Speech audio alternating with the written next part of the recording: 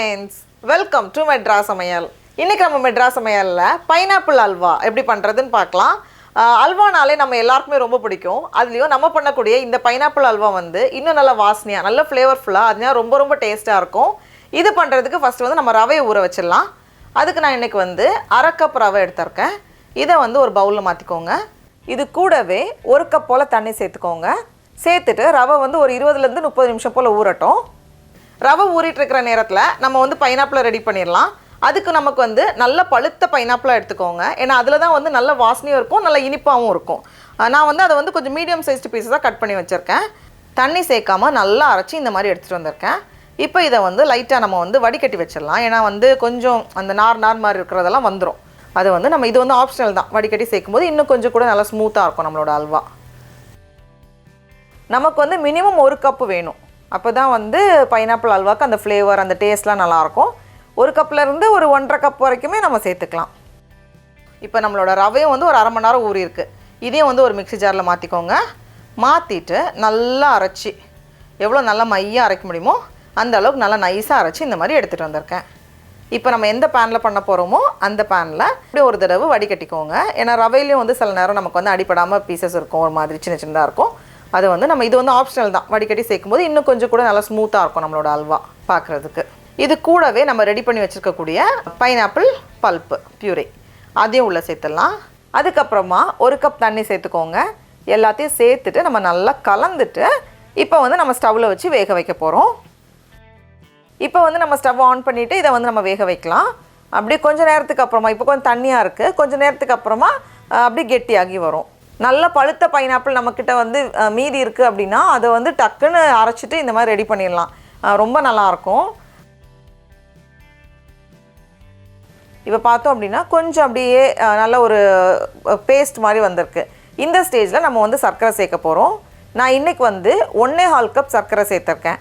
கூடவே ஒரு சிட்டிகை உப்பு எல்லாத்தையும் சேர்த்துட்டு மறுபடியும் நம்ம கலந்து விடுறப்போ அந்த சர்க்கரை உருகி இன்னும் கொஞ்சம் தண்ணியாக வர மாதிரி இருக்கும். அதுக்கப்புறமா கெட்டியாக ஆரம்பிக்கும். நம்ம வந்து இனிப்பை வந்து நம்ம அட்ஜஸ்ட் பண்ணிக்கலாம். பைனாப்பிள் வந்து நல்லா இனிப்பாக இருக்குது, நல்லா ஸ்வீட்டாக இருக்குன்னா நம்ம வந்து இனிப்பை கொஞ்சம் குறைச்சிக்கலாம். நம்ம வந்து 1 கப்லேருந்து 1.5 கப்புக்குள்ளே வந்து அட்ஜஸ்ட் பண்ணிக்கலாம். அப்படி சேர்த்து நம்ம வந்து கலந்து விட்டுட்டே இருக்கணும். அப்போ வந்து கொஞ்சம் கெட்டியாக வரும். கொஞ்சம் கெட்டியானதுக்கு அப்புறமா நம்ம வந்து நெய் சேர்க்க ஆரம்பிக்கலாம். ஃபஸ்ட்டே சேர்த்துறாதீங்க. இப்போ பார்த்தோம் அப்படின்னா கொஞ்சம் நல்லா அப்படியே எல்லாமே சேர்ந்து கொஞ்சம் கெட்டியாக வந்திருக்கு. இந்த ஸ்டேஜில் வந்து நம்ம கொஞ்சம் கொஞ்சமாக நெய் சேர்க்க போகிறோம். நான் வந்து ஒரு 1/2 கப் நெய் 8 டேபிள் ஸ்பூன் நெய் இங்கே வச்சுருக்கேன். இதில் வந்து கொஞ்சம் கொஞ்சமாக சேர்த்துட்டு நம்ம வந்து கலந்து விடணும். எக்ஸ்ட்ரா தேவைப்பட்டுச்சுன்னா நம்ம லாஸ்ட்டாக சேர்த்துக்கலாம். நெய் சேர்த்துட்டு கொஞ்சம் அப்படி வெந்ததுக்கு அப்புறமா அடுத்தது நம்ம சேர்க்கலாம். அப்படி எல்லா நெய்யும் உள்ளே போயிட்டு கொஞ்சம் வேகணும். ஏன்னா வந்து நம்ம நெய் சேர்த்துட்டே இருந்தோம்னா நிறைய அப்படியே எடுத்துக்கிட்டே இருக்கும். நம்ம வந்து கொஞ்சம் பார்த்துட்டு நம்ம சேர்க்கணும். இப்போ மறுபடியும் இன்னொரு டேபிள் ஸ்பூன் நெய் சேர்த்துட்டு நான் வந்து கலந்து விட்டுட்டே இருக்கிறேன். ஒரு ஸ்டேஜ்க்கு அப்புறமா வந்து நெய் நமக்கு தேவைப்படாது. இப்போ வந்து நம்ம சேர்க்குற நெய் வந்து அப்படியே காணாமல் போயிடுது. நம்ம வந்து இன்னும் கொஞ்சம் நேரத்துக்கு அப்புறமா என்ன ஆகும்னா அப்படியே நல்லா நெய் வந்து அப்படியே கொஞ்சம் மேலவே இருக்கும். இப்போ வந்து மறுபடியும் இன்னொரு டேபிள் ஸ்பூன் நெய் சேர்த்துட்டு நம்ம வந்து கலந்து விட்டுட்டே இருக்கலாம். உடனே நெய் சேர்க்காதீங்க. கொஞ்சம் கேப் விட்டு நம்ம நெய் சேர்க்கும் போது நமக்கு தெரியும். இது வந்து கடைசி டேபிள் ஸ்பூன் நெய். நான் வந்து மொத்தத்தில் 8 டேபிள் ஸ்பூன் நெய் சேர்த்துருக்கேன். சில நேரம் வந்து கொஞ்சம் அதிகமாக தேவைப்படலாம். ஃபஸ்ட்டு வந்து நம்ம சேர்க்கும்போது அப்படியே எல்லாமே வந்து உள்ளே போயிடுச்சு. நெய் சேர்த்து அடையாளமே இல்லாமல் இருந்தது. இப்போ நம்ம சேர்க்கும்போது கொஞ்சம் அப்படியே அந்த நெய் வந்து அப்படியே மிதக்கிற மாதிரி இருக்குது. மேலே வந்து எண்ணெய் தேய்ச்ச மாதிரி இருக்குல்ல, இந்த மாதிரி இருக்கணும். அப்படியே இந்த ஸ்பூனில் ஒட்டாமல் எல்லாமே சேர்ந்து வருது பாருங்கள். அப்படியே சேர்ந்து எல்லாமே வரும். அந்த பேனில் வந்து ஒட்டாமல் எல்லாம் சேர்ந்து அப்படியே வரும். இந்த ஸ்டேஜ் வந்ததும் ஸ்டவ் ஆஃப் பண்ணிக்கோங்க. பக்கத்துலேயே இன்னொரு பேனில் வந்து 1 டேபிள் ஸ்பூன் நெய் சேர்த்துருக்கேன்.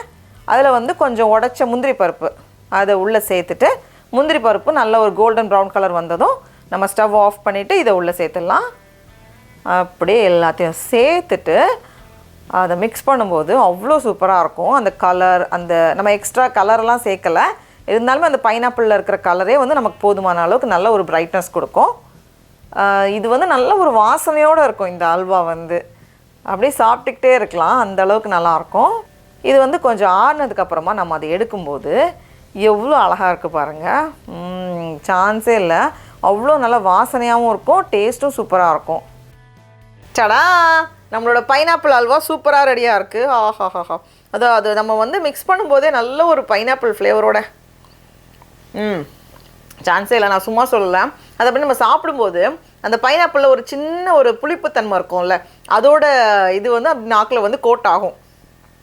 கண்டிப்பாக இந்த ரெசிபியை வீட்டில் செஞ்சு பாருங்கள். உங்களுக்கு இந்த வீடியோ பிடிச்சிருந்துச்சுன்னா மெட்ராஸ் சமையலுக்கு சப்ஸ்கிரைப் பண்ணுங்கள். நாவின் சுவை அரும்புகள் மலரட்டும்.